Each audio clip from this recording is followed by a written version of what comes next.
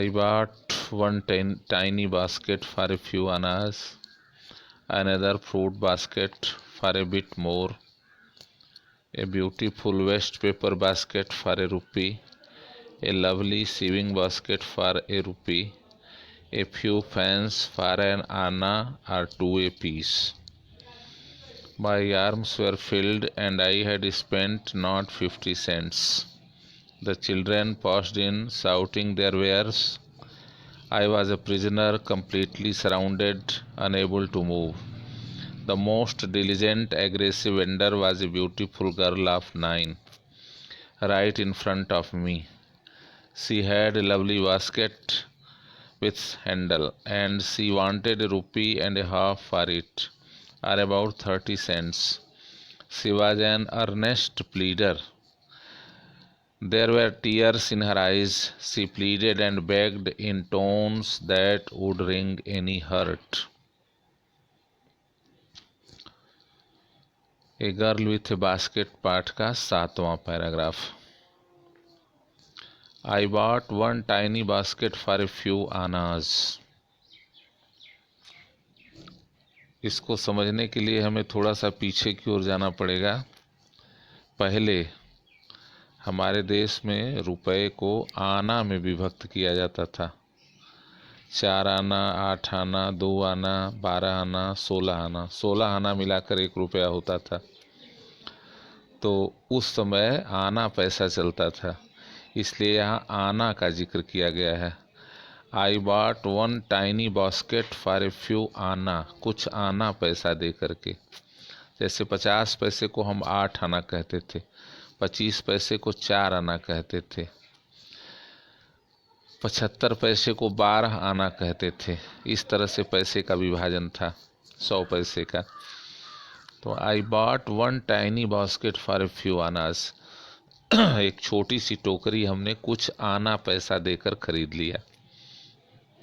Another fruit basket for A bit more. दूसरी फल की टोकरी ए बिट थोड़ा ज़्यादा देकर, मोर अधिक देकर हमने खरीद लिया. A beautiful waste paper basket for a rupee. और एक बड़ी सुंदर रद्दी कागज़ की टोकरी थी जिसको हमने 1 रुपये में ख़रीदा.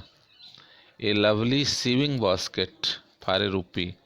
एक प्यारी सी सुंदर सी सीविंग बास्केट, सीव माने सिलना, सिलाई वाली टोकरी थी, उसको 1 रुपये में ख़रीदा. ए फ्यू थोड़े से पंखे, फॉर एन आना कुछ 1 आना में, आर 2 ए पीस या 2 आना 1 पीस की दर से हमने खरीद लिया. My arms were field. मेरा हाथ भर गया था, अब जगह नहीं थी मेरे पास. And I had spent not 50 cents. और अभी हमने 50 सेंट भी नहीं खर्च किया था. $1 को जब विभाजित करेंगे तो डॉलर सेंट में विभाजित होता है. जैसे हमारे यहाँ की मुद्रा पैसे में बंटती है, उसी तरह से डॉलर सेंट में बंटता है. 100 सेंट का $1 होता है. तो I had spent not 50 cents. हमने अभी 50 सेंट भी खर्च नहीं किए थे. The children passed in shouting their wares. ये बच्चे शाउटिंग देयर वेयर्स, वेयर्स माने अपने वस्तु सामान को चिल्लाते हुए, उसके बारे में चिल्लाते हुए. शाउटिंग चिल्लाना, शोर मचाना. तो इसे यहाँ शोर मचाना, चिल्लाने का अर्थ क्या है? अपने सामान को बेचते हुए गुजरे हमारे पास से. I was a prisoner. मुझे घेर लिया था उन सबों ने और मैं पूरी तरह से एक बंदी था उनके सामने, जैसे बंदी बना लिया गया हूँ. कंप्लीटली सराउंडेड, पूरी तरह से घिरा हुआ था. अनएबल टू मूव, हिलने डुलने में भी मैं असमर्थ था. अब यहाँ जो सबसे महत्वपूर्ण पंक्ति अब शुरू हो रही है, यही पंक्ति लेखक को सर्वाधिक प्रभावित करती है. The most diligent aggressive wonder was a beautiful girl of 9, right in front of me. Right माने ठीक या दाहिने भी होता है, लेकिन यहाँ सामने से ही है, right in front of me, ठीक मेरे सामने, ठीक मेरे सामने। द मोस्ट डिलिजेंट, सबसे मेहनती, परिश्रमी, उद्यमी, बहुत अर्थ डिलिजेंट का कर सकते हैं, लेबोरियस, एग्रेसिव। एग्रेसिव का शाब्दिक अर्थ तो आक्रामक होता है, लेकिन यहाँ आक्रामक नहीं, प्रभावशाली कह सकते हैं। वेंडर, वहीं जो सामान को घूम घूम के बेचते हैं उनको वेंडर। तो मेरे सामने सबसे मेहनती, सबसे प्रभावशाली एक वेंडर थी, एक लड़की थी, was a beautiful girl of 9, जो 9 वर्ष की थी, सुंदर बालिका 9 वर्ष की मेरे सामने खड़ी थी, जो बहुत उत्साही और बहुत मेहनती थी। She had a lovely basket with handle, उसके पास एक सुंदर टोकरी थी जिसमें हैंडल लगा हुआ था, हत्थे लगे हुए थे। And she wanted A rupee and A half for it, और उस टोकरी को वो 1.5 रुपये में बेचना चाहती थी। शी वांटेड, चाहती थी, ए रूपी, 1 रुपया, एंड ए हाफ, और आधा रुपया अर्थात 1.5 रुपया, 1 रुपया 50 पैसा, फॉर इट, इसके लिए, या आर अबाउट 30 सेंट्स या 30 cent. She was an earnest pleader, earnest pleader, plead का अर्थ होता है पैरवी करना, अपनी बात को अच्छी ढंग से कहना। प्लीडर माने वकील भी होता है, प्लीड माने वकालत करना भी होता है, और अर्नेस्ट का मतलब प्रभावशाली, अच्छे ढंग से अपनी बात को कहने वाली थी। She was an earnest pleader means वो बहुत अच्छे ढंग से अपने पक्ष को रखने वाली थी। वकालत में क्या होता है, अपना पक्ष ही रखा जाता है। There were tears in her eyes, उसकी आंखों में आंसू थे। She pleaded and begged in tones that would wring any heart, लेखक कहता है कि she pleaded and begged in tone, tone means स्वर, आवाज, उसकी आवाज इतनी प्रभावशाली थी, या उसके कहने का ढंग इतना प्रभावशाली था। यहाँ प्लीडेड एंड बेग्ड शब्द का प्रयोग कर रहे हैं। बेग मीन्स याचना, और प्लीड मने वहीं पैरवी करना, बात को अच्छी ढंग से कहना, बात को अच्छी ढंग से रखना, अपने पक्ष को अच्छे ढंग से प्रस्तुत करना।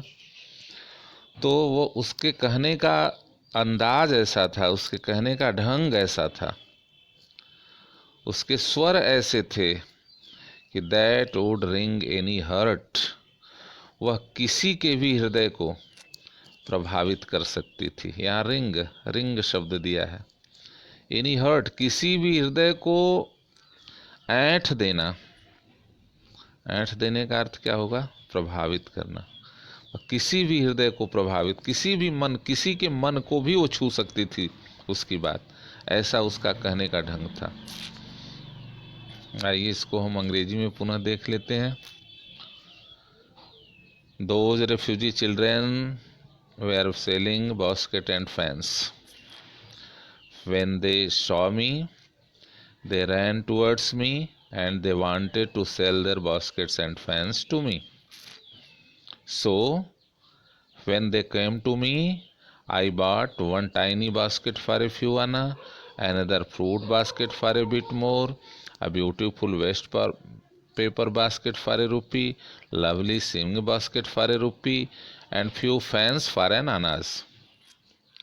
My arms were filled means I had no room, I had no place.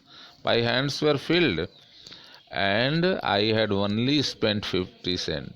I had not spent 50 cents. Mane I had spent less money. The children, those refugee children, passed beside me, shouting about their wares, their articles. I was prisoner, completely surrounded and unable to move. Means they surrounded me, and I was not in a position to move a little.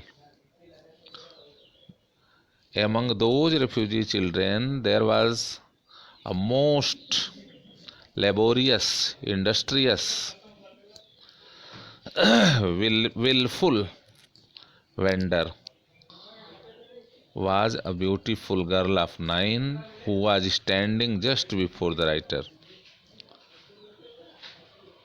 She had that little girl of 9 had a lovely basket with handle, and she wanted to sell her basket in 1.5 rupees.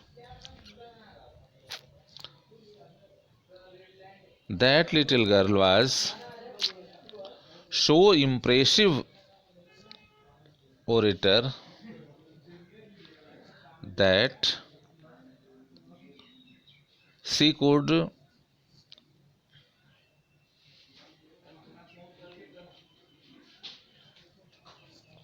attract anyone. There were tears in her eyes. She pleaded and begged in tones that would wring any heart. There were tears in her eyes. It shows that she was sorry. There were tears in her eyes. Tears, the word tears shows that she was sorry. She was not happy. She wanted to sell his baskets. When she went before the writer, Mr. Douglas, she told her words in so impressive way that the writer was very much impressed